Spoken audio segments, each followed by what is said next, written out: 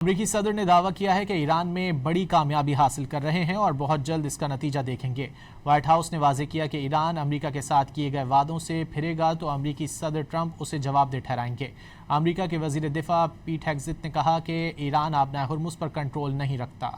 अमेरिकी सदर Donald Trump ने दावा किया है कि ईरान में बड़ी कामयाबी हासिल कर रहे हैं और बहुत जल्द इसका नतीजा देखेंगे। व्हाइट हाउस में खिताब करते हुए ट्रंप ने कहा कि अमेरिकी फौज को दोबारा मजबूत बना दिया। वेनेजुएला में भी कामयाब हुए जो अब हमारे साथ मिलकर लाखों बैरल तेल पैदा कर रहा है। We have the strongest and most powerful military by far anywhere in the world.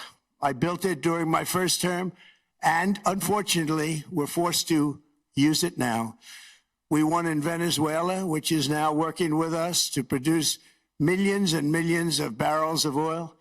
We are likewise winning big in Iran, and you will see the fruits of that labor very, very shortly. White house ने खबरदार किया है कि Iran ने आबना Hormuz में तजारती बहरी जहाजों पर फायरिंग की तो खुमियाजा भुगतेगा। सहाफियों से गुफ्तगू में तर्जुमान व्हाइट हाउस कैरोलीन लेविट ने कहा कि ईरान अमेरिका के साथ किए गए वादों से फिरेगा तो अमेरिकी सदर डोनाल्ड ट्रंप इसे जवाबदेह ठहराएंगे। साथ ही कहा कि ईरान के अमेरिका से मुज़ाकरात जारी हैं। दूसरी जानिब अमेरिका के वजीर दिफा पीट हेग्सेथ ने अपने एक्स बयान में अमेरिकी अफवाज के आबना हुर्मुज़ में सरगर्मियों की तस्वीर शेयर करते हुए दावा किया कि ईरान हुर्मुज़ पर कंट्रोल नहीं रखता।